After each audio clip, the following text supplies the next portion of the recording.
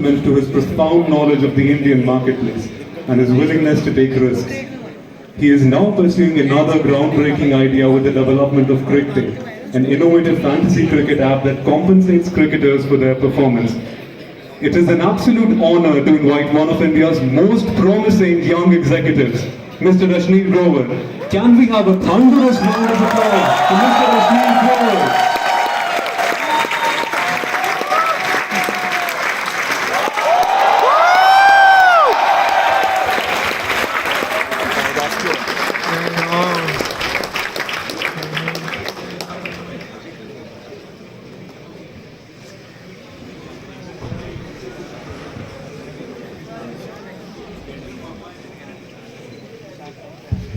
Finally यार बहुत खुशी हो रही है मेरे को, आज इंग्लिश नहीं बोलनी पड़ेगी।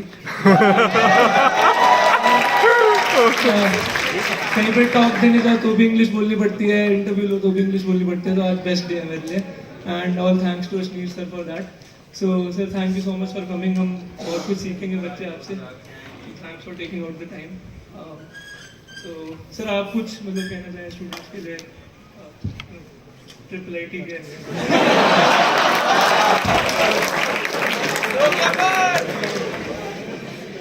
सर फर्स्ट क्वेश्चन सर मेरा ये होगा कि जैसे स्टूडेंट्स एज हमारी ऑडियंस स्टूडेंट्स है तो उनसे रिलेटेड रखते हैं। सो जो स्टूडेंट एंटरप्रेन्योर्स होते हैं उनके पास आइडिया आ जाता है और वो मतलब हमेशा कंफ्यूज होते हैं कि what should be the right time to start. मतलब वो थोड़ा सब्जेक्टिव क्वेश्चन है, बट हाँ स्टूडेंट्स को लगता है कि पहले थोड़ा एक्सपीरियंस गेन करे या सीधा out of the college start कर दे या ग्रेजुएट होकर स्टार्ट करे। तो इस पे आपके क्या थॉट्स है कि when should a student start his entrepreneurial journey? आएगी आवाज, दमदार आवाज। आवाज आ रही है? पीछे वालों को आवाज आ रही है? फ्रंट बेंचर्स को कुछ फर्क नहीं पड़ता।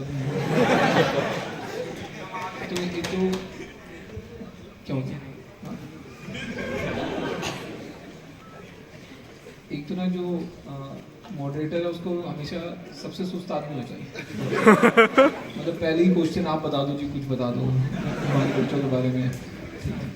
कुछ इसने क्वेश्चन लिखे नहीं होंगे, नोटबुक भी ऐसी खाली पड़ी है, मैं बता रहा हूँ। झाँक रहा है उसके अंदर, कुछ है नहीं। मेरा तो सिंपल ही चीज़ है कि क्यों बनना एंटरप्रेन्योर। इसीलिए तो दोगला बना है ना कि आप बता दो कि एंटरप्रेन्योरशिप कब करनी चाहिए। कब तो बात की बात आएगी, करनी भी है नहीं करनी है पहला क्वेश्चन है। कुछ करना है वो टाइमिंग तो नेक्स्ट क्वेश्चन है। क्यों बनना एंटरप्रेन्योर? जिनको बनना है उनके लिए नहीं क्यों? तो यार एक ना अभी फेज चल रहा है जहाँ पे पहले एक फेज था सबको एमबीए करनी थी, कूल चीज़ थी, पैसे बनते थे या सबको लगता था अच्छी जॉब लगेगी तो सब एमबीए करते थे। अब वो कूल फेज हो गया एंटरप्रेन्योरशिप का, तो सबको फाउंडर बनना है। फाउंडर ऑफ एक्स, वो एक्स करती क्या है फर्क नहीं पड़ता, बट सबको फाउंडर बनना है। तो मेरे को तो जो सेकंड क्वेश्चन है कि कब करना है, वो एक डेरिवेटिव क्वेश्चन है। प्राइमरी क्वेश्चन तो यह है कि करना क्यों है। अगर करना क्यों है का जो सवाल का जवाब तुम्हारे पास है, सेकंड वाला क्वेश्चन अपने आप आंसर हो जाता है कि कब करना है। अगर तुम अभी भी यही सोच रहे हो कि क्या मैं कॉलेज के बाद नौकरी करूं या मैं फाउंडर बनूं, तो सीधा जवाब है नौकरी कर ले भाई, क्योंकि वो सवाल होना ही नहीं चाहिए। अगर तुमको जेन्युइनली कोई प्रॉब्लम सॉल्व करनी है, कुछ एंटरप्रेन्योर बनने की तरफ पहल करनी है, तब तो दूसरा ऑप्शन ही नहीं है ना लाइफ में, नौकरी करनी ही नहीं है बॉस, तो कॉलेज के बाद ही कर लेंगे। ठीक है, अगर तुम अभी भी सोच रहे हो कि कब करना है, तो अभी तुम्हारे अंदर से आवाज़ नहीं आ रही है एंटरप्रेन्योर बनने की जेन्युइनली, क्योंकि या तो आइडिया नहीं है, या तुम्हारे पास को फाउंडर नहीं है, या कॉन्फिडेंस नहीं है, या पैसा नहीं है। चारों में से कुछ भी हो सकता है, but essentially you are not ready to do it. तो मेरे को तो यही लगता है कि इतनी ना जल्दी में मत रहो। एवरीथिंग हैज, जब तक कोई चीज़ ऑर्गेनिक होती है ना बहुत सही चलती है। The moment you try to push it, तब चीज़ें खराब होनी शुरू होती हैं। अब चैलेंज क्या है कि साला 22 साल 23 साल का बच्चा जेप्टो का फाउंडर बन जाता है। यही है ना रोना कि भाई तुम्हारे माँ बाप तो यही बोल देंगे ना, साले तू निखत है, तू 24 साल का हो गया, तू क्या करता है। ठीक है, ये देख 22 साल का लड़का मल्टी मिलियनियर बन गया है।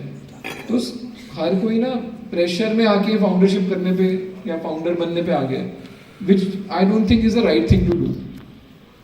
अगर तुमको जेन्युइनली कोई प्रॉब्लम सॉल्व करने को मिली है और बहुत ही मन कर रहा है करने का, तो इमिडिएटली आफ्टर कॉलेज कर लो।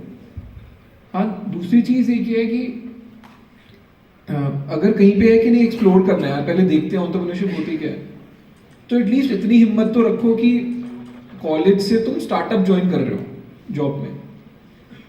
मतलब अगर तुम एक तरफ क्वेश्चन पूछ रहे हो कि मैं कब करूं, और फिर तुम नौकरी कर रहे हो केपीएमजी में या एक्सेंचर में, तो तुम उस क्वेश्चन के जवाब से दूर भाग रहे हो, ठीक है, क्योंकि वहां पे जाके कुछ नहीं मिलने वाला।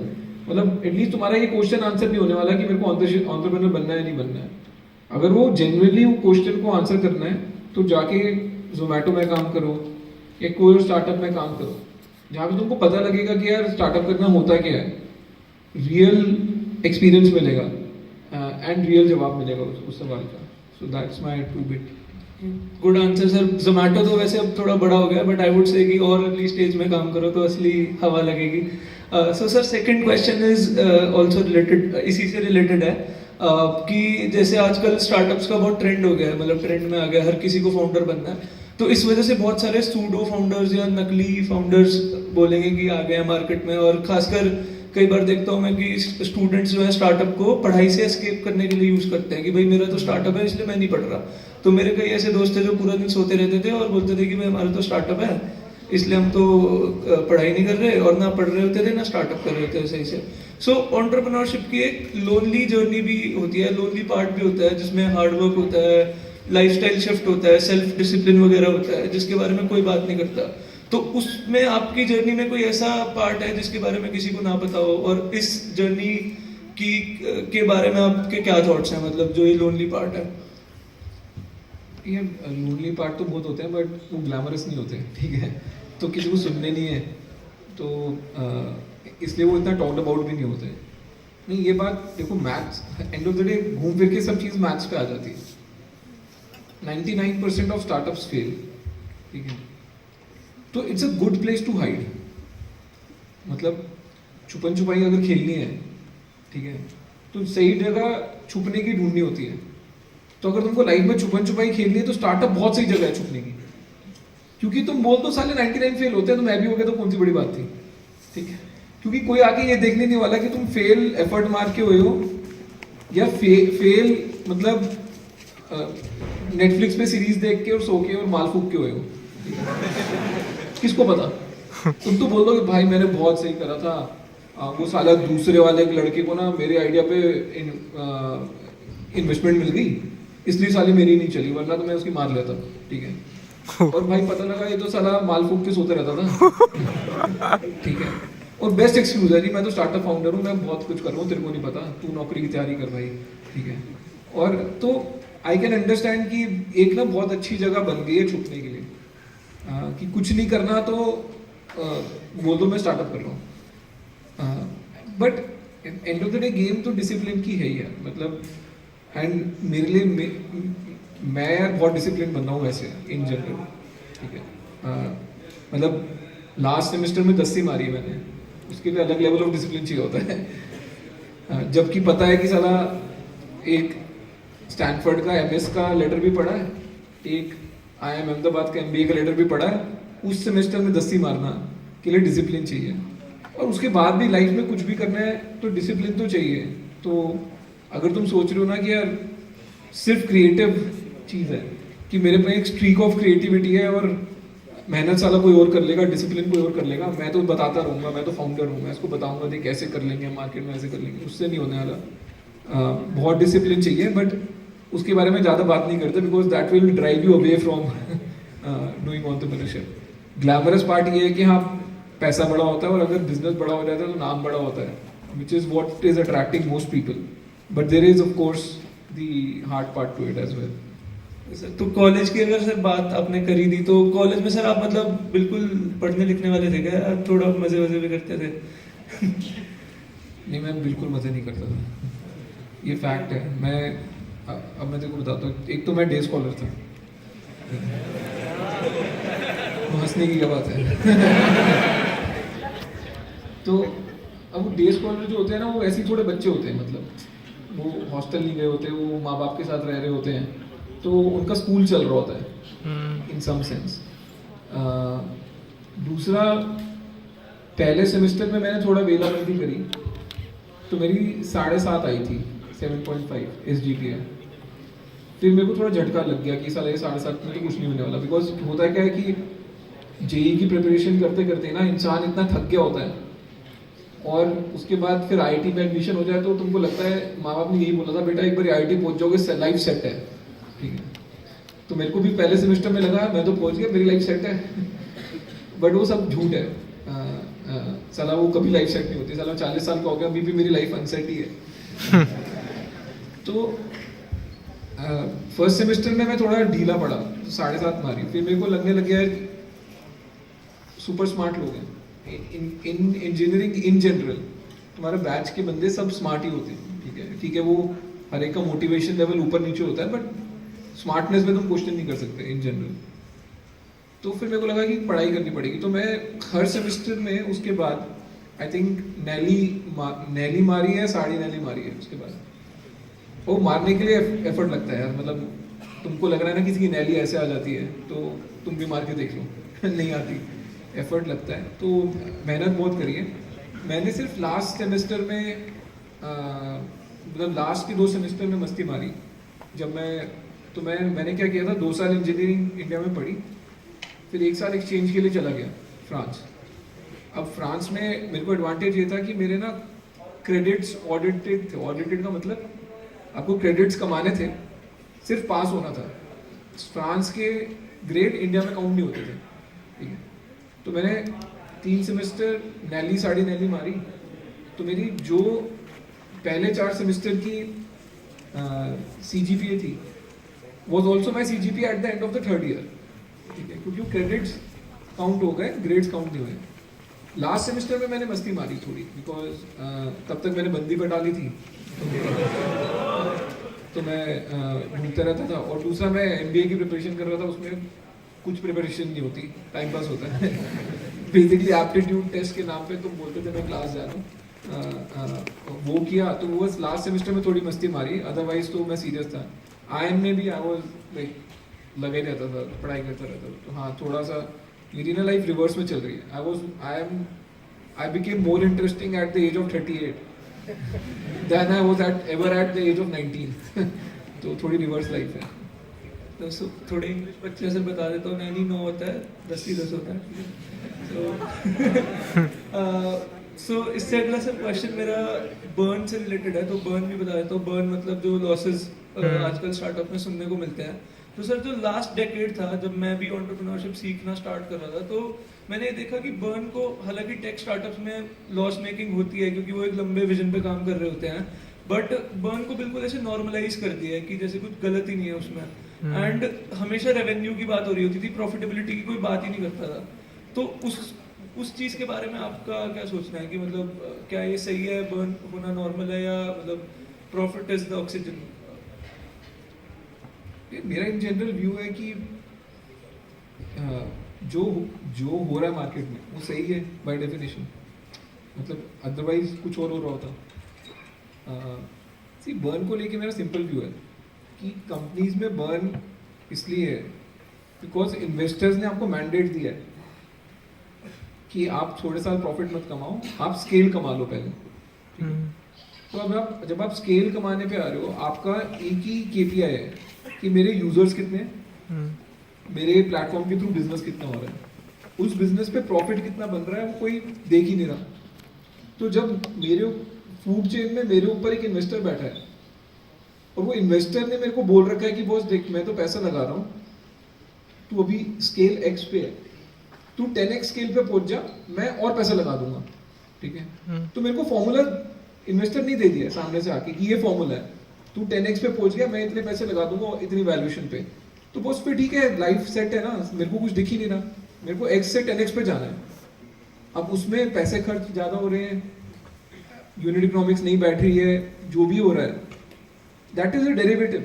that's not what I am chasing or tracking. मैं तो ट्रैक कर रहा हूँ कि मैं x से 10x पहुँच गया नहीं पहुँच गया. तो in some sense a lot of the losses जो अभी स्टार्टअप्स में है या जो बर्न स्टार्टअप में है वो इसलिए है बिकॉज इन्वेस्टर ने आपको खुली छूट दे रखी है बर्न करने की. अब वो छूट 2021 तक की थी, क्योंकि हर एक का कोई बाप होता है. तो जब मार्केट ऊपर जा रही थी, इन्वेस्टर्स भी जो सो कॉल्ड वीसी इन्वेस्टर्स होते हैं ना, इनका खुद का पैसा नहीं होता, पहले बात समझो, ठीक है. उसके बाप का पैसा नहीं है, उसने भी सामने किसी और इन्वेस्टर से उठा के एक फंड बनाया और उस बंदे का पैसा लगा रहा है. एट बेस्ट जो वीसी होता है उसका खुद का पैसा 5% लगा होता है, एट बेस्ट मैं बोल रहा हूँ. नॉर्मल सिनेरियो में उसका 1% भी खुद का नहीं लगा होता. तो जब मार्केट यूएस में ऊपर जा रही थी तो जो वीसीज यूएस में इन्वेस्ट करते थे वही इंडिया में आए, ठीक है. उनको लगा अरे वाह, यूएस में हमने बिजनेस को इसको ऐसे ग्रो करा, पहले स्केल आ गया, बाद में बहुत कैश आया, तो हम इंडिया में भी सेम करेंगे, पहले स्केल लाएंगे, बाद में बहुत प्रॉफिटेबिलिटी आ जाएगी. तो उन्होंने दबा के पैसे लगाए. पिछले 10-12 साल मतलब अंधाधुंध पैसा लगाया हिंदुस्तान में. 21 के बाद यूएस में स्टॉक्स नीचे जाने लग गए, ठीक है. अब जैसे ही यूएस में स्टॉक्स नीचे जाने लग गए, इनका व्यू चेंज हो गया. इनको लगने लग गया कि बॉस अब नेक्स्ट पैसा कौन लगाएगा. अगर मैंने कंपनी में आज पैसा भी लगा दिया, नेक्स्ट राउंड में लगाने के लिए कोई बंदा ही नहीं है, तो अब कंपनी को पैसे कमाने पड़ेंगे. तो 21 के बाद से 2022, 2023 it's all been about saying survive and profitability. तभी तो इतने ले ऑफ्स हो रहे हैं. भाई तुम किसी को सुबह उठ के मन तोड़ना करता है, आज मैं 10,000 बंदे निकाल देता हूँ, बहुत मजा आएगा. मतलब कोई लॉजिक होना चाहिए ना कि क्यों 10,000 बंदे निकाल रहा है भाई एक साथ मिलके. वो इसीलिए बिकॉज इन्वेस्टर ने बोल दिया देख तू महीने का $20 मिलियन खो रहा है, तेरे पास $100 मिलियन पड़े, मैच कर ले 5वीं क्लास की, 5 महीने का पैसा है, मैं 5 महीने बाद नहीं खड़ा हूँ, मैं तेरा बाप नहीं हूँ, अनाथ है तू, कर ले जो करना है, ठीक है. तो जब बंदे को फीलिंग आती है अब तो मैं अनाथ हो गया, पापा पैसे नहीं देंगे, फिर वो अपने खर्चे कम करना शुरू करता है. तो इंडियन स्टार्टअप में भी सेम ही हो रहा है ना. पापा ने मना कर दिया भैया नो मोर फ्री मनी, तो अब सब लोग अपने खर्चे कम करने पे आए. तो बाय डेफिनेशन अब लोग प्रॉफिटेबिलिटी ढूंढ रहे हैं. सो 2021 तक अलग दुनिया थी इंडिया में, 2022 के बाद बहुत अलग दुनिया है. तो अगर तुम 2021 वाली दुनिया सोच के आज की डेट में बिजनेस करने बैठोगे तो 3 महीने में धंधा बंद हो जाएगा. तो सर मतलब ठीक है, मैं जेप्टो की अगर बात करें तो मतलब मेरी कोई औकात नहीं है मैं किसी के बारे में कुछ बोलूं, बट मेरे को ऐसा लगता है कि अगर हम 19 साल के एक लड़के को इतने सारे पैसे दे देंगे तो कहीं ना कहीं ठीक है, मान लो बड़ी कंपनी बन भी जाती है, आप तो कहते नहीं बनेगी, बट अगर बन भी जाती है तो उस पूरी जर्नी में कहीं ना कहीं लॉस ऑफ रिसोर्सेज होगा. कि मतलब अगर 1000 मतलब सपोज 100 करोड़ खर्च हो सकते थे तो उसकी जगह 200 हो रहे होंगे. तो वो जो लीकेज ऑफ रिसोर्सेज कहीं ना कहीं गलतियों की वजह से हो रहा होगा due to immaturity of the team. तो ये थोड़ा फंडिंग कल्चर थोड़ा टॉक्सिक नहीं हो जाता है ऐसी चीज़ों का? ये फंडिंग कल्चर टॉक्सिक क्या मतलब, या तो तुम बोल दो कि भाई देखो हम ना एक और फंडिंग का एग्जाम रखेंगे. एग्जाम है, तूने जेई पास करा, ठीक है, अब आ जाओ, बस फंडिंग एग्जाम चल रहा है यहाँ पे. जिसके सबसे ज्यादा मार्क्स आएंगे उसको मासा पैसे देगा, जिसकी सेकेंड रैंक आएगी उसको सिकोया पैसे देगा, जिसकी थर्ड आएगी उसको टाइगर पैसे देगा, ठीक है. फिर तुम बोल दो हाँ जी बिल्कुल मेरिटोक्रेटिक फंडिंग हो रही है देश में, ये लड़का फर्स्ट आया था, मासा सान प्लीज गिव मनी, और ऐसे चले. बट होता नहीं है ना लाइफ में. लाइक हमको लग रहा है यार जो पैसा लगा रहा है, माना कि वो बेवकूफ है, बट उसका धंधा ही पैसा लगाना है, तो वो भी तो इसी होप में पैसा लगा रहा है या इसी स्ट्रैटेजी में पैसा लगा रहा है कि मैंने सही बंदा चूज करा है, मैंने सही टीम चूज करी है, मैंने सही स्पेस चूज करी है, और ये मेरे को कमा के देगा. तो मैं इस बात पे जजमेंट नहीं पास करता कभी कि अरे इसको क्यों पैसा मिल गया, ये तो बेवकूफ है. बिकॉज इन जनरल मतलब मेरे को नहीं पता कि तुम्हारा डिफरेंट व्यू है, बट हर इंसान के लिए उसके बाहर सब इंसान चूतिए हैं.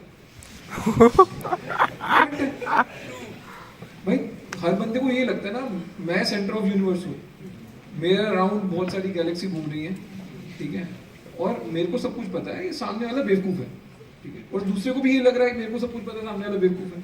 तो हिंदुस्तान में आप किसी को भी पैसा मिलेगा ना तो कोई बोल देगा, कल को कोई मुकेश अंबानी को पैसे दे देगा ना तो कोई बोल देगा अरे यार ये तो बस ये रईस था तो इसको और पैसे मिल गए, ठीक है। तो मैं इस पे बिल्कुल जजमेंट नहीं पास करता भाई, खुला देश है, किसी को रिजर्वेशन पे तो पैसे नहीं मिल रहे ना, कोई ये तो नहीं बोल रहा भाई मैं जाट हूँ, जाटों को मिलेंगे जी,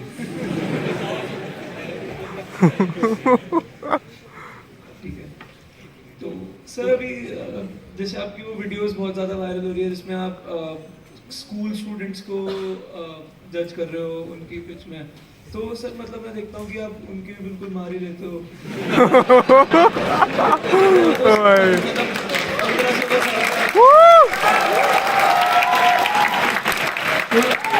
वो 16-17 साल का बच्चा है, वो तो लोगो ही बनाएगा ना, मतलब आइडिया थॉन एक तरह से हो गया, तो वो रियलिटी चेक देने का के पीछे क्या थॉट प्रोसेस है सर? अब जब वो शो हुआ था ना वो साले हरामखोर है एक नंबर के। अरे भाई तो जब मैं शो पे गया था, मैं स्टेज पे गया, ठीक है, और उस सालों ने मैंने जो बोला ना उसने एडिट में काट दिया और दिखाए जा रहे हैं, तीन एपिसोड निकाल दिए, 4 एपिसोड निकाले जा रहे हैं, ठीक है। मैंने पहले जाके, क्योंकि पेरेंट्स भी आए थे, बच्चे भी आए थे, मैंने स्टेज पे जाके शुद्ध हिंदी में समझा दिया था कि देखो सुना दिया था, अगर बड़ों के काम में घुसोगे तो बड़ों वाली बात करना भी, सुनना भी, की भी हिम्मत रखना, ठीक है। मैं जब 16 साल का था साला कोई 10 लाख रुपए नहीं देता था कोई भी अवार्ड जीतने के, ठीक है, मतलब साला कोई जेई रैंक 1 भी ले आता था उसको भी 10 लाख रुपए नहीं मिलते थे। BMW मिली थी भाई। शो पे आए हो जहाँ पे तुम आइडिया पिच कर रहे हो और टोटल प्राइस मनी 10 लाख रुपए, तो जहाँ पैसे की बात आ गई मैंने क्लियरली बोल दिया था कि अगर तुम बड़ों के काम में घुस रहे हो तो बड़ों वाली बातें होंगी। अब उन्होंने वो वाला पार्ट एडिट कर दिया, फिर लोग बोले अरे तुम मार रहे हो बच्चों की मार रहे हैं। तो अब ठीक है, मतलब तो आए मरवाने तो मरवाओ।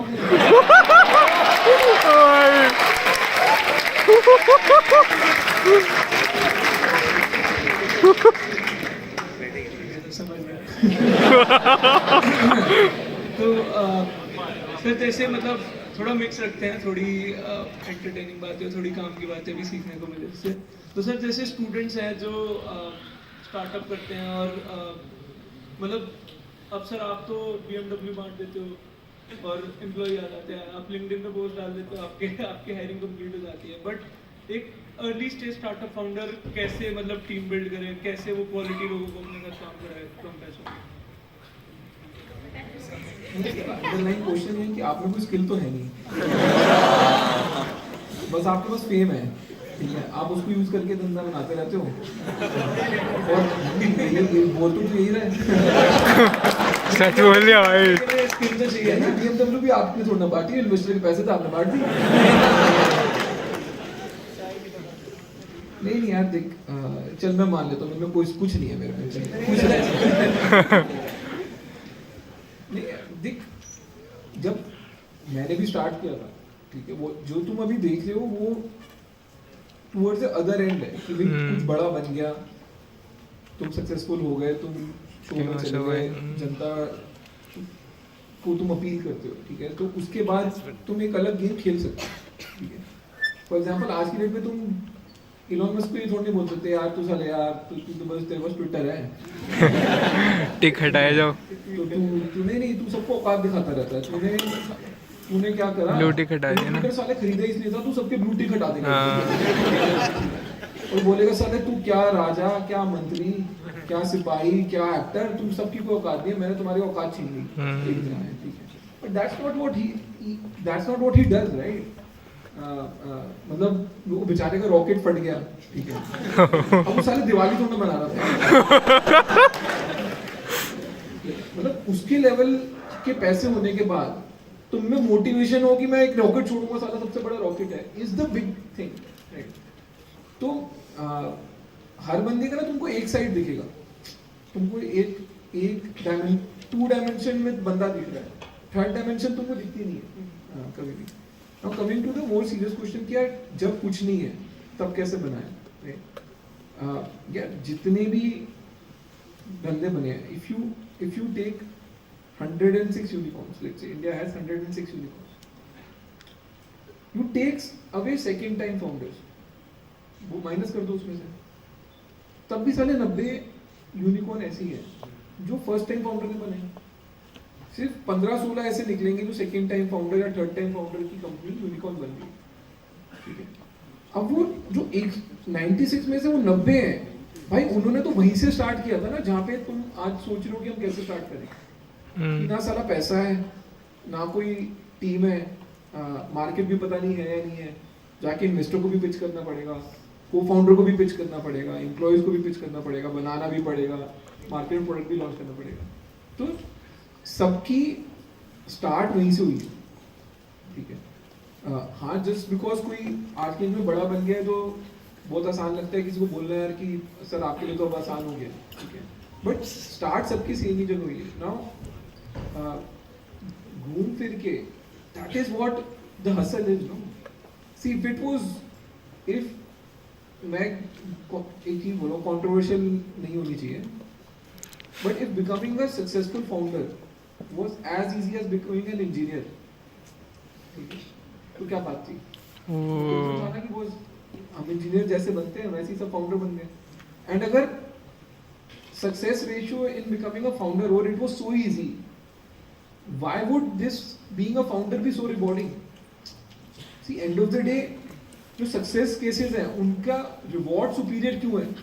बिकॉज परसेंटेज सक्सेस केसेस कम है, ठीक है। तो प्रोसेस सबके लिए सेम है, कोई वो गुरु मंत्र नहीं है कि जी पहले महीने में क्या करना है, पहले दिन में क्या करना है, पहले हफ्ते में क्या करना है। You just have to hustle. हाँ, एक चीज ये है कि मान के चलना चाहिए कि it is a long haul.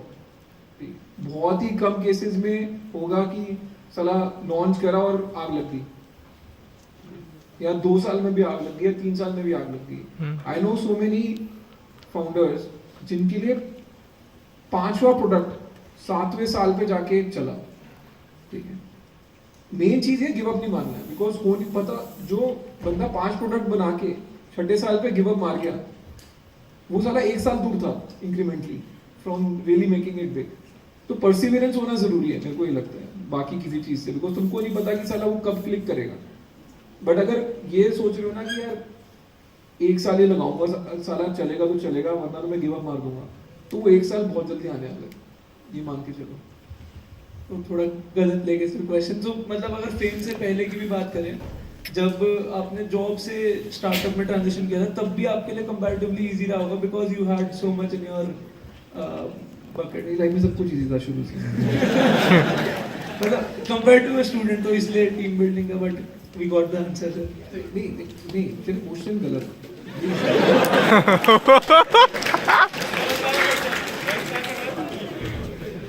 दूसरे की लाइफ में इजी रहा मुश्किल रहा is not going to change your life.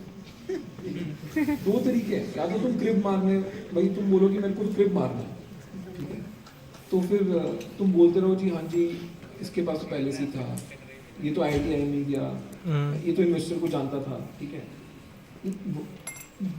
Anyone who's genuinely in the market to solve will never look at the other person. क्या फर्क पड़ रहा है सामने वाले के पास क्या है क्या नहीं है, जायज है नाजायज है, क्या फर्क पड़ रहा है? एंड ऑफ द डे साले उसने तो मेरे को देना नहीं है, मेरे को तो अपनी लाइफ और अपनी जर्नी खुद ही करनी है। तो मैं उसको थोड़ा एब्सोल्यूट टर्म्स में देखता हूँ कि बस मेरे को नहीं फर्क इन सम टाइम, मतलब बहुत ही प्योरेस्ट व्यू है, बट मैं ना ट्रैक ही नहीं करता मार्केट में हो क्या है, किसको पैसा मिल गया, क्यों मिला, मार्केट में क्या प्रोडक्ट लॉन्च हो रहा है। वो आपको बायस करेगा, आपको डराएगा कि नहीं यार ये आ रहा है मार्केट में, ये आ रहा है। बेस्ट है अपना फोकस रहो कि बॉस मेरे को ये करना है, मैं कस्टमर की बात सुन रहा हूँ, ठीक है, मार्केट में ऐसा कुछ और प्रोडक्ट अवेलेबल नहीं है, अब आसपास कुछ भी हो रहा है उसके, किसी की फंडिंग हो रही है, किसी की टीम बन रही है, जस्ट वो डिस्ट्रैक्शंस है लाइफ में, क्यों देखिए क्या फर्क पड़ेगा? फालतू का रोना नहीं है, अपने काम पे ध्यान रखो. So sir, importance of a co founder मतलब समझना चाह रहे थे आपसे कि जैसे अभी आपने क्विक में स्टार्ट किया तो उसमें भी यू नो फाउंडर को फाउंडर. सो जैसे मैं सोलो फाउंडर हूँ in a very operationally heavy startup, तो आपको क्या लगता है कि is it even possible for solo founders to make, और इज इट लाइक क्या इंपॉर्टेंस होती है को फाउंडर की? ये सोलो फाउंडर अच्छी चीज़ है, मतलब साला 100% कंपनी अपने पास है. किसी की सुननी नहीं है, किसी को बताना नहीं है. तो एंड ऑफ द डे यार, if you can pull it off alone, so it's a best thing.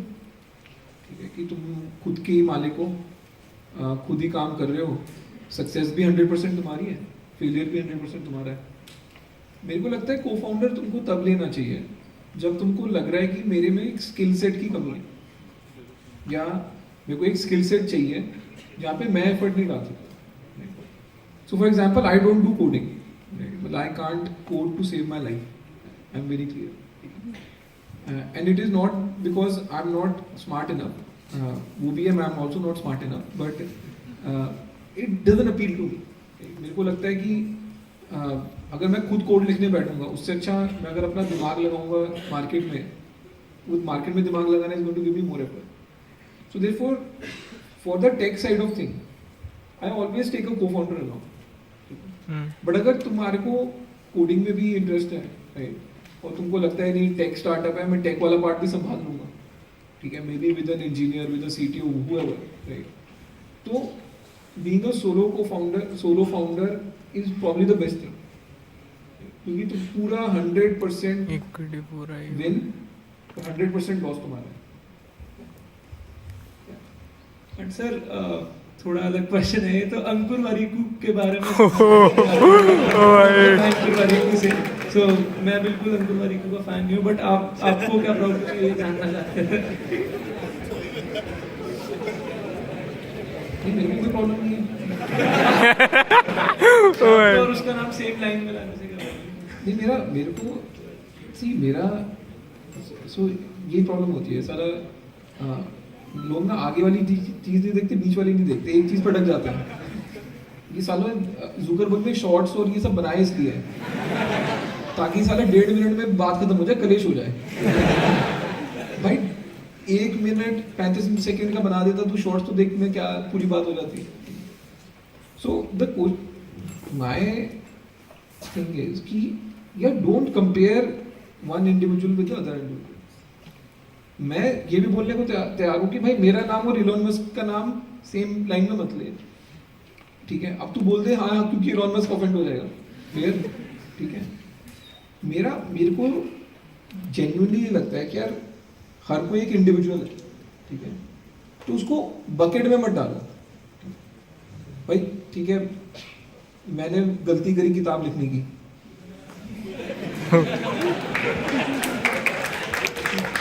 अब अगर मैंने गलती करी किताब लिखने की, इसका मतलब ये थोड़ा कि मैं अंकुर वारीकू हो गया है.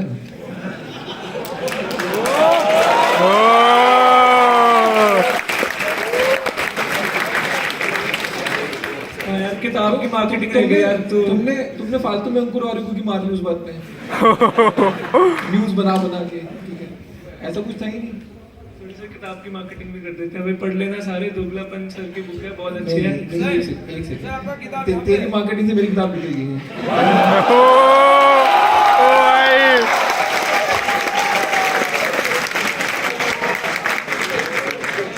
सोलो फाउंडर होने के ना एक नुकसान भी है थोड़े. कोई हवा में चढ़ा दे तो भाई उड़ जाता है. दूसरा को फाउंडर होता नहीं नीचे खींचने के लिए सारे. थोड़े सीरियस क्वेश्चन पे आते हैं. तो सर जैसे आजकल बहुत बज़वर्ड्स हैं, जैसे AI, ML, Web3, मेटावर्स, सो और इनसे रिलेटेड अगर कोई स्टार्टअप करता है तो बहुत इजी हो जाता है थोड़ा, मतलब इन्वेस्टर से फंड रेज करना थोड़ा कंपैरेटिवली इजी होता है instead of solving a practical problem. जैसे अगर मैं अपना एग्जांपल लूँ, हम कबाड़ उठाते हैं तो that is a practical problem, वो ChatGPT से नहीं होगी सॉल्व. सो क्या मतलब इसके, और अब अगर हम बात करें कि जैसे चांदनी चौक या चावड़ी बाजार के जो प्रैक्टिकल बिजनेसेस हैं उनकी रेवेन्यू कई बार जो हमारे आजकल के 100-150 करोड़ रेवेन्यू वाले बिजनेसेस हैं जिनकी वैल्यूएशन बहुत ज़्यादा हो जाती है, उससे कई बेटर और प्रॉफिटेबिलिटी भी कई बेटर है। तो कैसे हम इन्वेस्टर्स को उन चीज़ों के बारे में समझाएं जो अनसेक्सी लगती है इन्वेस्टर्स को? ये वो समझा के नहीं सकते हो। सी तुम तो पिच मार सकते हो ना। अब किसी ने ठान रखी है कि मैं तो बिल्डिंग से कूदने वाला हूँ और मेरे को उसी में मजा आएगा, तो वो कूदेगा ही। तुम तो भी पिच को पिच मार सकते हो, भाई मत कूद। मतलब 60 माले की बिल्डिंग है, साले तू बचेगा नहीं, तूने पैराशूट नहीं पहना। तुम तो यही सिखा सकते हो ना। तो अब मैंने क्या बोली, प्रॉब्लम सी बज़वर्ड यूज करके ना तुमको लग रहा है इन्वेस्टमेंट उठ जाती, नहीं उठती। एंड इन्वेस्टमेंट उठाना कोई वैलिडेशन ही नहीं है, किसी बात की कोई वैलिडेशन नहीं है। एंड ऑफ द डे यार इन्वेस्टमेंट उठाना एक लायबिलिटी उठा रहे हो तुम, समझो। मतलब किसी का कर्जा उठा रहे हो, सूद समेत लौटाना। अनफॉर्चुनेटली इतना ग्लैमराइज हो चुका है ना इंडिया में पैसा उठाना कि कोई हमने उसको बैलेंस शीट में लायबिलिटी से एसेट साइड पे ला दिया कि भाई मैंने मासा सान से पैसे उठा लिए, तो भाई पता नहीं मैंने क्या फोड़ दिया। End of the day if you cut out मासा, what have you raised? You have raised a liability. तुमने किसी से पैसे उठाए हैं, कमा के देने हैं सूद समेत, और यहाँ पे तो सूद भी बहुत डीप वाला सूद लगना है। मतलब यहाँ पे तो उसको 40-45% का IRR चाहिए, वो 10-15% ब्याज वाला बंदा भी नहीं है ये। तो उसको वैलिडेशन मत मानो for anything. And if you start thinking कि नहीं यार ये पैसा उठाना और वैल्यूएशन लगाना वैलिडेशन नहीं है, तो सब कुछ सॉर्टेड है ना। अब कोई चावड़ी बाजार में बहुत लोग धंधे करते हैं, हजारों करोड़ के धंधे करते हैं। मतलब मैं इंडिया घूम रहा हूँ, मैंने कोल्हापुर जैसी जगह में एक बंदा देखा है, वो 1.5 लाख स्क्वायर फीट की दुकान पे साड़ियां बेचता है, ठीक है। 1000 करोड़ का टर्नओवर है साल का, साड़ियां बेचता है होलसेल पे। तो ऐसे हिंदुस्तान में बहुत कमाल के धंधे हैं जो उनको कभी समझ भी नहीं आएंगे कि इतना स्केल हो सकता है, बट और वो प्रॉफिट भी कमाते हैं। अब उनको प्रॉब्लम क्या है कि साला ये लॉस कमा रहा है और इसकी वैल्यूएशन इतनी हो गई, तो मैं प्रॉफिट कमा रहा हूं तो मेरी वैल्यूएशन क्यों नहीं लग रही? यही रोना है ना। अगेन गेम तुम एब्सोल्यूट टर्म्स में देख ही नहीं रहे हो। भाई सामने वाला क्या कर रहा है, वो बेवकूफी कर रहा है या समझदारी कर रहा है, उसकी लाइफ में क्या हो रहा है, उससे तुम अपनी लाइफ में इफेक्ट कर रहे हो। मतलब अगर मैं किसी को डाला को ऑप्शन दूं, चल ठीक है, हो सकता है मैं तेरे को वैल्यूएशन दिला दूं, ठीक है 2000 करोड़ की, तू लॉस बना दे चल 2 साल। ऑप्शन है ना भाई, तेरे को लगता है लॉस बन के वैल्यूएशन मिलती है, तू बना ले 2 साल लॉस, नहीं बनाएगा कभी, ठीक है। तो दूसरे को देख के ना वो मत हो, रीस में मत आवे कि लॉस करके वैल्यूएशन बन रही है, हम ही बेवकूफ है। मैं पूरे इंडिया में जाता हूँ, सब अलग ही रोते हैं, ठीक है। अब मैं सबको ये बोलता हूँ सर ठीक है आपकी भी वैल्यूएशन बना दूंगा, लॉस कर दूं 2 साल, तब दूध का दूध पानी का पानी हो जाता है, तो भी कर ही नहीं सकते। So I think now we should open some questions to the audience. Questions. Sir के लिए क्वेश्चन नहीं है भाई, कैसे हो सकता है सर? आपके को-फाउंडर ने आपके केस क्यों कर दिया? No sir, I'm Akhilesh. तो क्वेश्चन नहीं है सच, एक रिक्वेस्ट है। तो बेसिकली लाइफ में थोड़ी शॉर्टेज चल रही है मोटिवेशन की, तो क्या सबके सामने आप मेरे को ये बोल दोगे कि भाई क्या कर रहा है तू?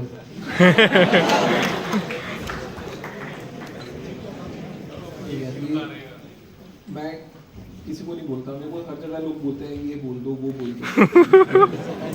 भाई या तो जावेद अख्तर ने मेरे को लिख के दी स्क्रिप्ट जी आप शार्क टैंक में जाना और ये 5 मुहावरे यूज करना और आप फेमस हो जाओगे, ठीक है। तो फिर मेरे को उस डायलॉग की वैल्यू भी हो कि मैं बोलूँ हाँ यार जावेद अख्तर ने लिख के दिए थे, चल गए थे शो पे, मैं शो के बाद भी मारूंगा, ठीक है। तो जो शो में बोला है वो बाय वे ऑफ स्पीकिंग निकल गया, ठीक है। कोई डायलॉग था नहीं तो मैं रिपीट नहीं करता इसलिए। बाकी मतलब मरवाने का इतना शौक है, किसी और से मरवा देंगे।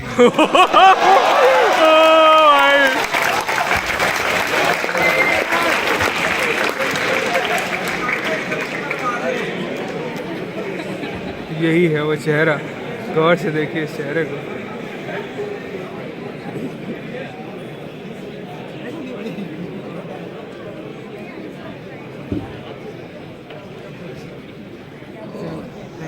गुड इवनिंग सर, सार्थक दिस साइड। सर मेरा क्वेश्चन आपसे ये है कि आपके लाइफ एक्सपीरियंस के रिस्पेक्ट में कि सर अगर आप किसी आप एज ए फाउंडर अगर किसी आप फाउंडर को गाइड करते हो कि आप किसी इन्वेस्टर के सामने इन्वेस्टमेंट लेने जा रहे हो, तो बेसिकली आपको कितनी % इक्विटी अलॉट करनी चाहिए कि आप उस इन्वेस्टर को एक वक्त पे संभाल भी पाओ और उसके जितने भी एवल पार्ट है उससे बच भी पाओ? नहीं, कोई इविल पार्ट नहीं है। सी जस्ट बिकॉज मेरा experience with a set of investor बुरा रहा, मैं सबको ये नहीं बोलता कि सबके साथ बुरा होगा, ठीक है। बट एक तो ये है कि हाँ, लाइफ में आँख कान खोल के चलो, मतलब समझ, जो थ्योरेटिकल बुरा हो सकता है ना वो तुमको पता होना चाहिए।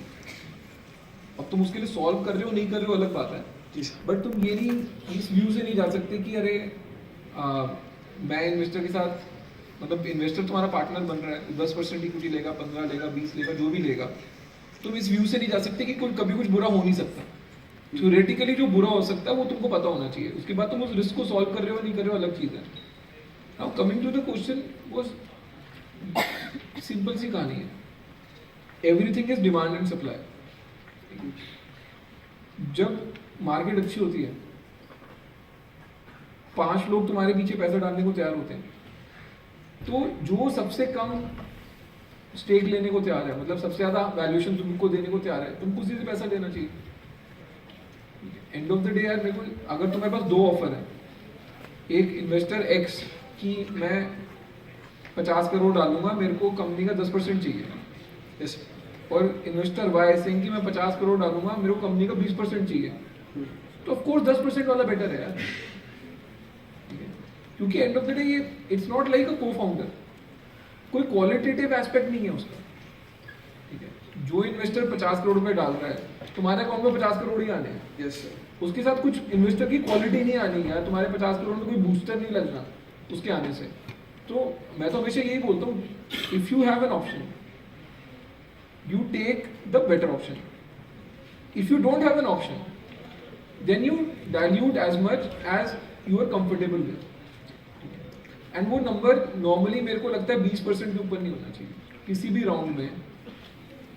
अगर तुम्हारे पास कोई ऑप्शन नहीं है, एक ही बंदा खड़ा है, और 90% केस में यही होता है, जब राउंड हो रहा होता है ना, एक ही बंदा पैसे लगाने को तैयार होता है, तब तुमको क्लियर होना चाहिए यार 20% ज़्यादा डायल्यूट नहीं करूँगा इन जनरल। और सर एक अगर प्री रेवेन्यू स्टार्टअप है, ठीक है, तो उसमें अगर इन्वेस्टर के सामने आप पिच करने जा रहे हो, तो उसमें इन्वेस्टर के सबसे पहले क्या देखता है? नहीं, इन्वेस्टर तो अपना रिटर्न ही देखता है यार, pre revenue, post revenue, series A, series ई, उससे कुछ फर्क नहीं पड़ता। इन्वेस्टर को तो एक ही चीज़ नाप तोल रहा है कि भाई इस लड़के पे पैसा लगाऊंगा तो मतलब मैं कितने टाइम रिटर्न कमाऊंगा, that's all that he is looking at. Hello sir, मैं आशीष है मेरा नाम। मैं आपसे ये पूछना चाहता हूँ, जब हम टीम को लीड कर रहे होते हैं तो हमारे पास 2 ऑप्शंस होते हैं। पहला कि हम टीम को प्यार से कुछ कार के लीड कर सकते हैं, राइट, और दूसरा हमारा तरीका होता है वो होता है कि डांट के काम कराएं। अब जब प्यार से काम कराते हैं तो लोग करते नहीं हैं, और अगर डांट के कराते हैं तो लोग करना नहीं चाहते। तो आप जब टीम को लीड करते हो तो आपका तरीका क्या होता है वो करने का? ये अच्छा क्वेश्चन है यार ये। सी आजकल ना जो तुम्हारी जनरेशन है बहुत ही वोक जनरेशन है, वोक बोलते हैं ना, हाँ, तो तुम सारे माँ बाप की नहीं सुनते तो मतलब फाउंडर की तो घंटा सुनोगे, ठीक है।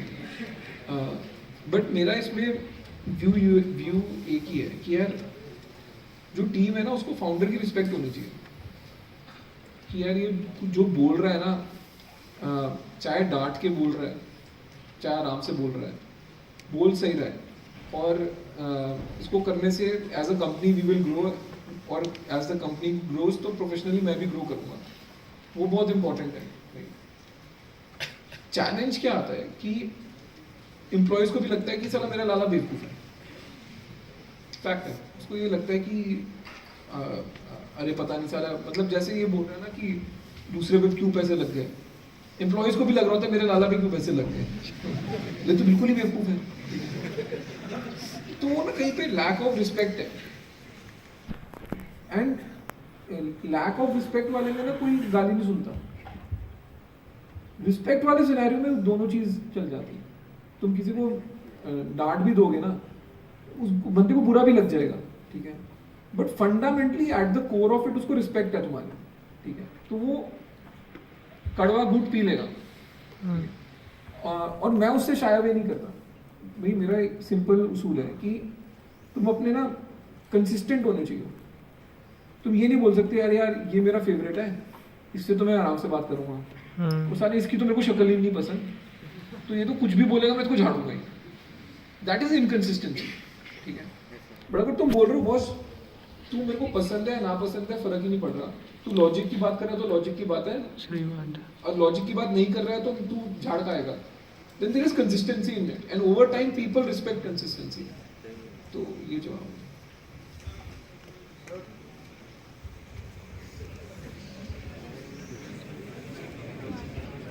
Hi Ashni, मेरा नाम प्रियांश है। So looking at your recent journey, we are seeing कि आप Instagram पे काफ़ी एक्टिव हो गए हो, आप सोशल मीडिया इन्फ्लुएंसिंग में काफ़ी आ गए हो। So how has that journey been for you? And मतलब क्यों ये शिफ्ट क्यों है? क्या आपको मज़ा आ रहा है इस चीज़ को करने में? क्या रीज़न है? नहीं, मेरे को बिल्कुल मज़ा नहीं आता है।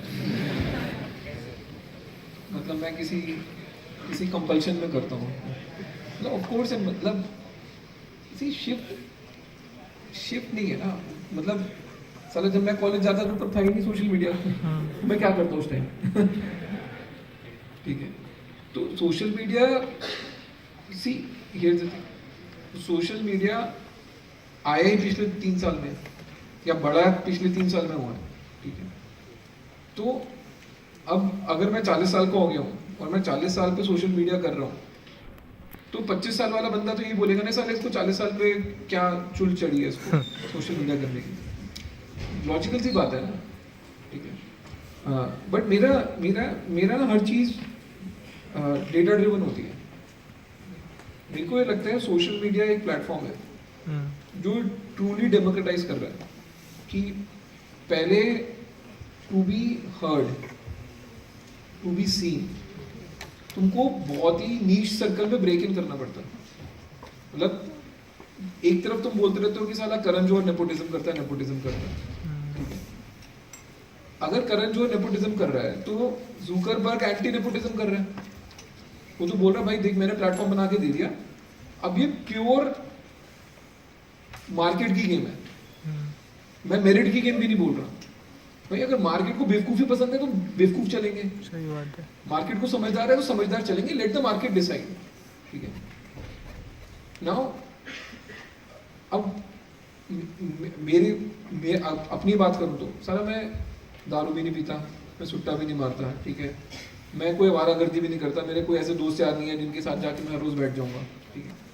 तो मेरे लिए भी एक रिलीफ है to go and do something comic on social media, ठीक। वो तो मैं अपने लिए कर रहा हूँ, मैं जेन्युइनली बोल रहा हूँ, मैं किसी के लिए नहीं कर रहा हूँ, अपने लिए कर रहा हूँ ना। अगर मैं कुछ कंटेंट बना रहा हूँ और साला इंस्टाग्राम पे उसके 1.5 करोड़ व्यूज आ रहे हैं, ठीक है, so then I also get excited to make more of it.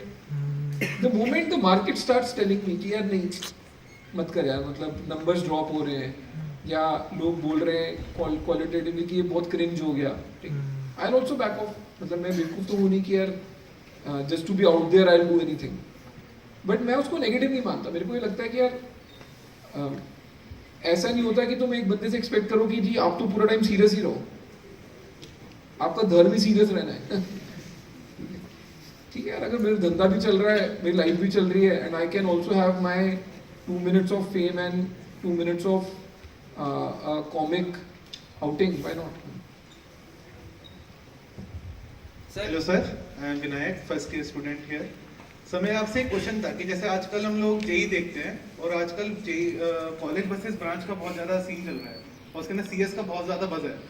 तो जैसे मैंने भी सर आईआईटी दिल्ली छोड़ा था इस वजह से कि मेरे को सीएस मिल रही थी यहाँ पे, तो तो सर ये कहाँ तक सही है कि मैं अपना नेम टैग छोड़ूं और उस अपॉर्चुनिटी को छोड़ूं, जो एक मेरे को बिग प्लेटफॉर्म मिल रहा है आईटी के थ्रू किसी और कॉलेज में जाके, कि मैं उस प्लेटफॉर्म को छोड़ूं और आगे बढ़ने में प्रॉब्लम करूं? और आगे जैसे मैंने आज अपनी ज़िंदगी में ये डिसीजन लिया कि मैं एक प्लेटफॉर्म छोड़ूंगा, और आगे भी अगर मेरे को उस टाइप का कोई डिसीजन मिलता है तो क्या मेरे को ये डिसीजन लेना चाहिए कि मैं एक प्लेटफॉर्म छोड़ूं या फिर एक बस चुनूं? बस एक प्लेटफॉर्म को मैं आपसे पूछना चाह रहा था कि बस को चुनूं या प्लेटफॉर्म को चुनूं? नहीं, it's a genuine, very genuine question. देख, मैं जब एक तो अच्छी रैंक आई हुई है, मेरी तो रैंक भी इतनी अच्छी नहीं चाहिए। मेरी थी 1823 रैंक उस टाइम पे। तो अब मेरे पास ऑप्शन क्या थी कि sarcasm pro max, IIT Guwahati लेता जहाँ मेरे को केमिकल मिल जाता, ठीक है, या मैं आईआईटी दिल्ली लेता जहाँ मेरे को सिविल मिल रहा था। तो मेरे लिए इजी ऑप्शन थी, मेरे को कंप्यूटर साइंस मिल नहीं रहा था।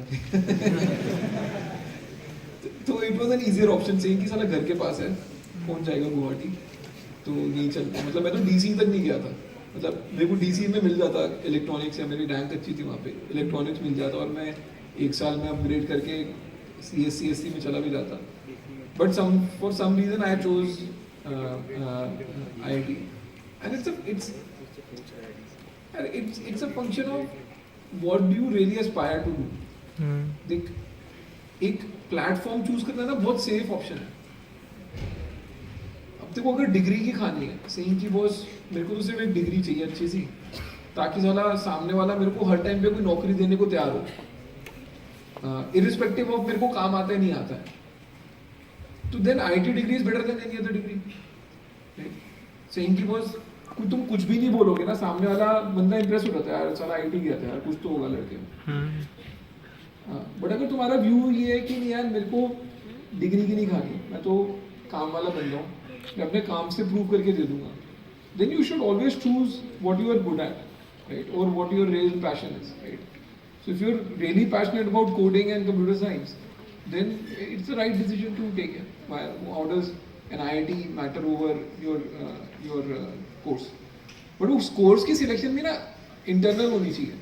ये नहीं हो सकती कि अरे भाई आज कंप्यूटर साइंस चल रहा है तो आज ये ले लेते हैं, अब पता लगा 2 साल बाद बायोटेक्नोलॉजी चल रहा है तो बोले कि मैं बायोटेक्नोलॉजी ले लेता हूँ, then you are not clear कि तुमको करना क्या है। लास्ट 2 क्वेश्चंस लेंगे हम यार।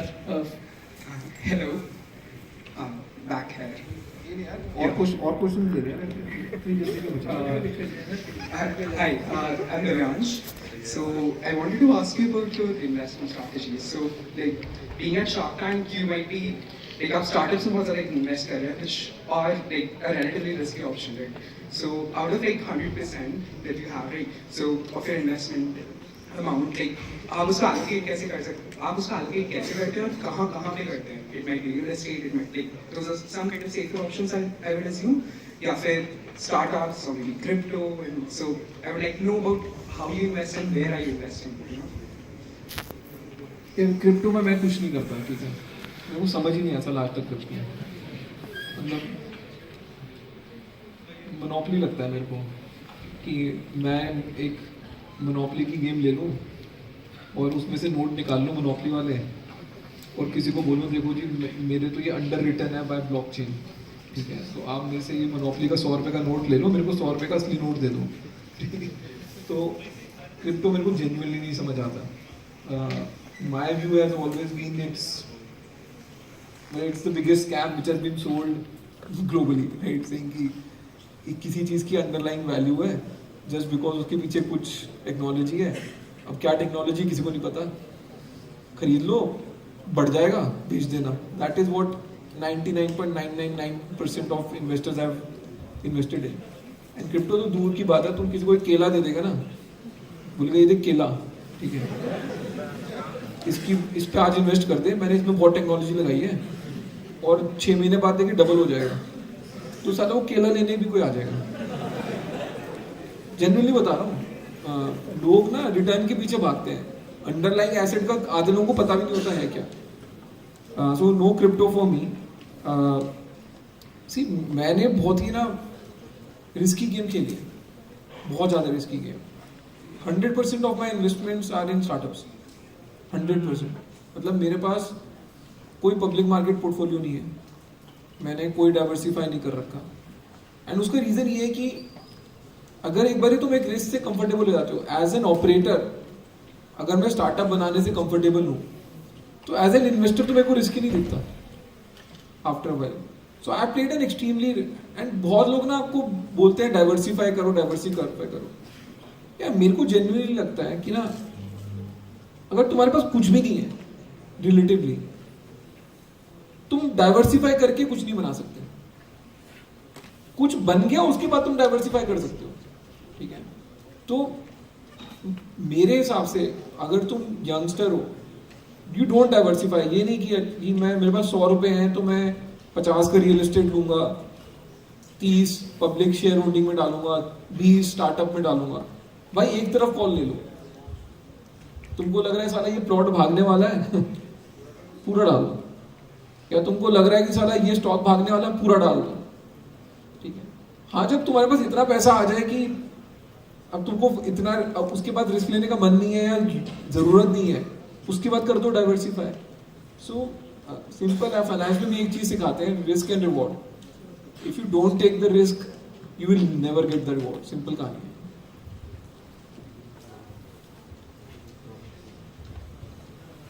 भाई जिसके हाथ में माइक पहुंच जाए वो सवाल पूछ लो, मैं क्या माइक। सर मुझे से आपको ऑटोग्राफ चाहिए था। क्यों? सर आपके बुक पे। क्या करेगा भाई? सर इन्वेस्टमेंट, सर फ्यूचर में काम आएगा। सर मिल सकता है सर प्लीज? फ्यूचर में काम आएगा। 1000 रुपए दे दे, मैं ऑटोग्राफ दे दूंगा। सर मिल सकता है सर प्लीज? नहीं भाई, सवाल पूछने दे यार। उसके बाद hi sir, hello sir, sir Kartik वादर। सर एक क्वेश्चन था sir. I watch an interview of yours with Sanyam. Sir उसमें आपने कोई बात करी थी कि when you started your career you had a journey with investment banking and all. तो थोड़ा सा आपका as an experience person POV चाहिए था। How would you compare the scenario of investment banking in India as compare to countries like US and Switzerland and all? आपका POV क्या है कि उन दोनों में डिफरेंस कहाँ पे आया था, किस लाइन पे थोड़ा सा बाइफिकेशन आती? नहीं यार, मतलब इन्वेस्टमेंट बैंकिंग ना एक टाइम पे बहुत हॉट चीज़ होती थी करने को, but and of the day वो ब्रोकरेज का धंधा है यार।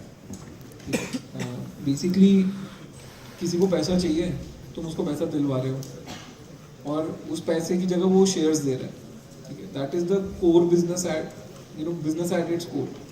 It's a broking business. It's not a high value addition business. हाँ, बट ये है कि वो हाई ट्रांजैक्शन वैल्यू ब्रोकिंग है। मतलब मैंने जो पहली डील कराई थी वो 1600 करोड़ रुपए की थी। उसमें हमारी फीस, मतलब एज अ बैंकर मेरी फीस 24 करोड़ रुपए थी, ठीक है। अब सिंगल ट्रांजैक्शन में तुम 24 करोड़ रुपए कमाने को मिल रहे हैं, ठीक है, बिना फैक्ट्री लगाए, बिना कुछ इन्वेस्टमेंट करे, तो वो लोगों को अपील करती थी। बट उसके बाद हुआ क्या कि ट्रांजैक्शन वैल्यू भी कम होने लगी। अब डील्स बहुत छोटी छोटी होती हैं, एंड लोग 2% देने को 1.5% देने को भी तैयार नहीं है, ठीक है। तो it's become a very commoditized business today, and even in the US it become very commoditized business. अभी ना किसी को ढूंढना बड़ा मुश्किल काम नहीं है भाई। तुमको अगर इन्वेस्टर चाहिए, तुमको भी पता है 100 इन्वेस्टर इंडिया में जो पैसे लगाते हैं, ठीक है। तुम स्मार्ट इनफ हो, सबकी ईमेल आईडी निकाल लोगे, डायरेक्ट अप्रोच कर लोगे, तो इन्वेस्टमेंट बैंकर क्या वैल्यू ऐड करेगा बीच में, ठीक है। So in new technology investment bankers have not added any value at all. And in general मेरे को लगता है कि थोड़ा सा हाइप धंधा 10 साल पहले it used to be the thing to do, but in today's world it's not the top thing to do. Sir if you are just looking at it from a monetary point of view, so आपको ये क्या होगा? Monetary point of view से भी मेरे को लगता है सर आज की डेट में तो मतलब सॉफ्टवेयर इंजीनियर ज़्यादा पैसे कमा के जाते हैं इन्वेस्टमेंट बैंकर से। हाय एक्चुअली लेफ्ट साइड और बिल्कुल हाय कैसे हो? याद आनंद भैया। चलो बस सवाल पूछता सीधा। तो बेसिकली एक पैटर्न था दैट, मतलब I just was curious about your mindset on that. तो इन जनरल जो यूएस के जो like the like the billionaires of the world हैं, उनमें बहुत सारे लोग एक्चुअली टेक्नोलॉजिकल बैकग्राउंड से थे और मतलब इस टाइप की चीज़ें करते, तो बिल गेट्स हो गया और ये सारी चीज़ें कर रहा था. But let's say if you think about the most richest people in India, they are not वो वाले टेक वाले लोग, they are from a business kind of a background. And like since we are like a tech kind of an institute, what do you think on this disparity? Do you think that is something to do with education or entrepreneurship या culture?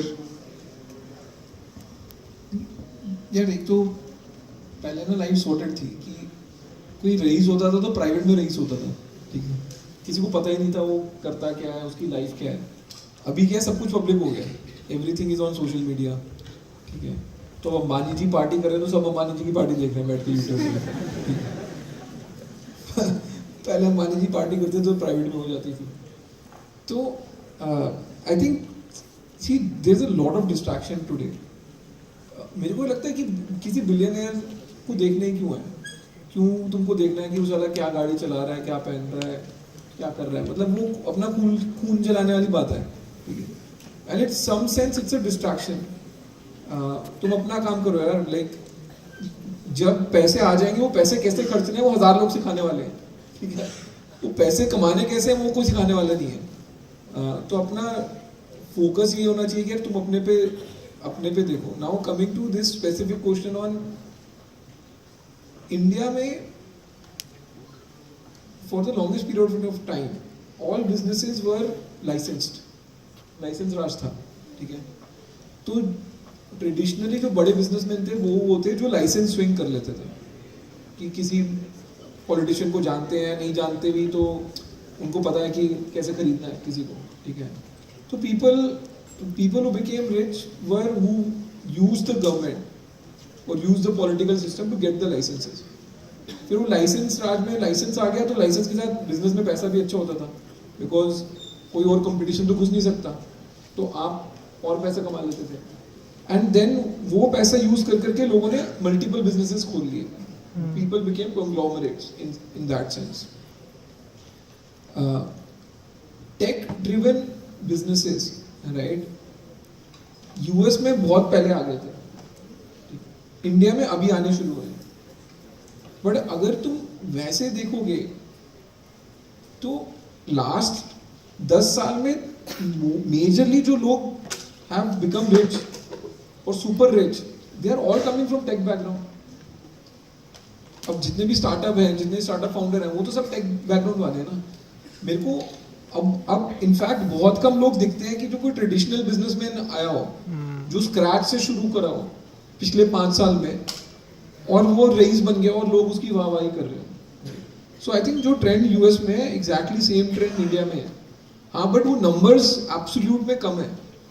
तो तुमको अभी भी वो अंबानी, टाटा, बिरला वो दिखते हैं, ठीक है. But over time I think वो भी बैलेंस आउट हो जाएगा.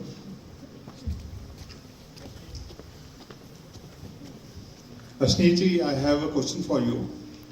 What was the main point because of which you shifted from job to business? And secondly, have you experienced shift in your ikigai in your life? पहले तो Ikigai होता क्या मेरे नहीं, मेरे को किसी ने किताब दी थी, मैं पता नहीं, मैंने किसी पे फैक्ट दी थी, वो शायद तो मेरे इकिगाई मतलब मेरे को ऐसा लग रहा है कि कुछ बहुत ही क्या बोलते हैं इsoteric इंटेलेक्चुअल चीज होगी, तो मेरी तो खराब होगी. Mission of life. नहीं, मेरा बहुत खराब है मिशन लाइफ में. मतलब भाई मेरा एक ही मिशन है, मेरे को पैसे कमाने हैं. मैं आई एम मतलब fundamentally I am very very clear, I am a capitalist. मेरे को एक्साइटमेंट ही पैसे से होती है. अगर किसी चीज में पैसे कमाने को है मैं एक्साइटेड हूँ, नहीं है तो मैं एक्साइटेड नहीं हूँ. अब आपको मेरे पे जितनी जजमेंट पास करनी कर लो, ठीक है, कि ये खोखला इंसान है या इसका इकिगाई स्कोर लो है, जो भी है.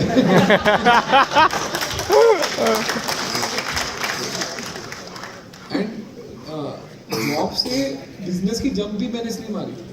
बेसिकली मैं ग्रोफर्स में था, मैं CFO था, एंड अलविंदर मेरा बैचमेट था, उसने बनाया था. एंड अलविंदर पहले नौकरी करता था दीपेंद्र की एट जोमेटो। तो अलविंदर ने दीपेंद्र से सीखा धंधा कैसे बनाते हैं, तो उसने अपना धंधा शुरू कर दिया। फिर मैंने अलविंदर से सीखा, मैंने अपना धंधा शुरू कर दिया। ठीक है, तो आई थिंक समवेयर ना वो पीयर कंपटीशन था फॉर मी। मतलब क्यों एक ट्रिगर होता है ना कि मेरे को लगता था साला ये तो मेरा नोट्स पढ़ के पास हुआ है और मैं इसकी नौकरी कर रहा हूँ। ठीक है, तो कहीं तो वो पीयर प्रेशर था। एंड मेरे बैच में ना वो पीयर प्रेशर बहुत ज़्यादा है, because my IIT batch is 2000 entry, 2004 2005 graduation.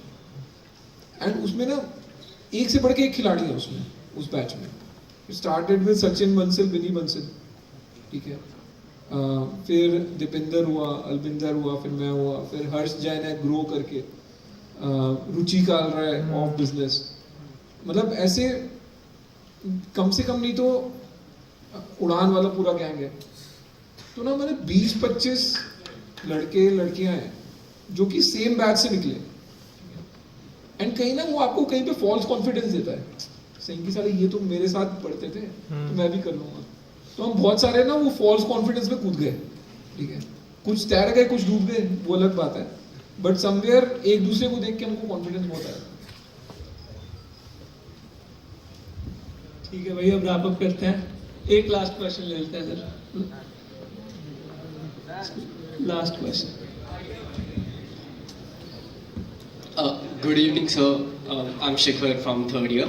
मेरा एक सिंपल क्वेश्चन है, when we as students get together to make an idea and we have a number of students working with us, for example 5 to 6 students, what kind of metrics do you follow while choosing a co-founder if the idea gets evolved into a startup, etc.? How do you actually manage to give the roles and what metrics do you use for these?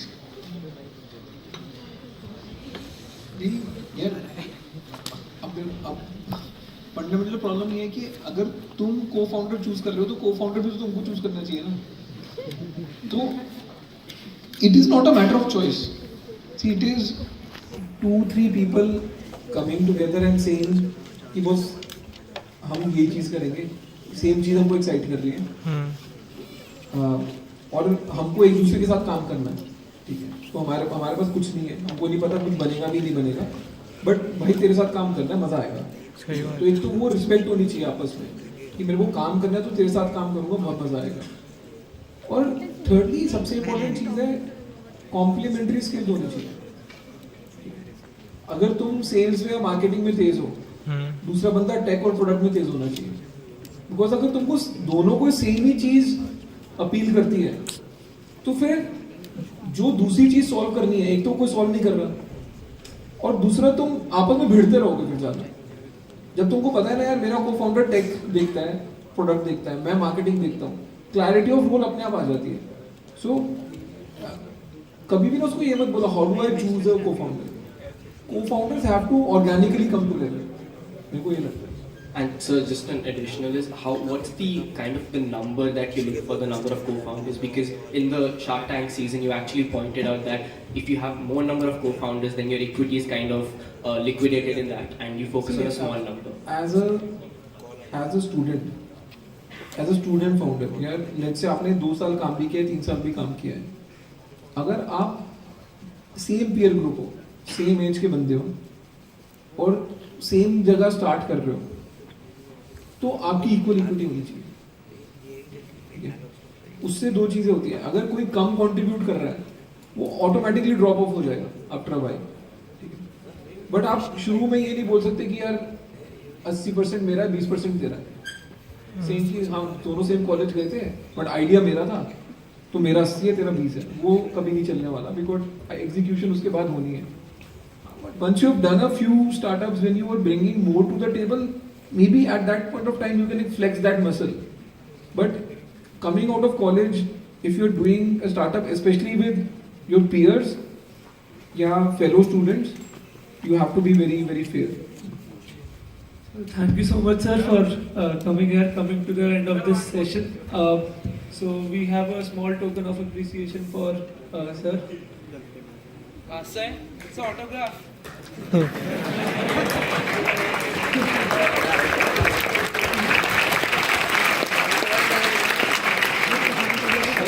पीछे sir, also, बढ़िया। please go ahead, sir.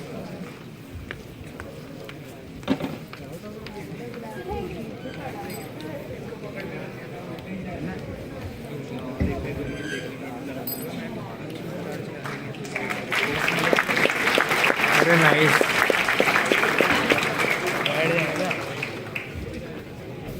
अरे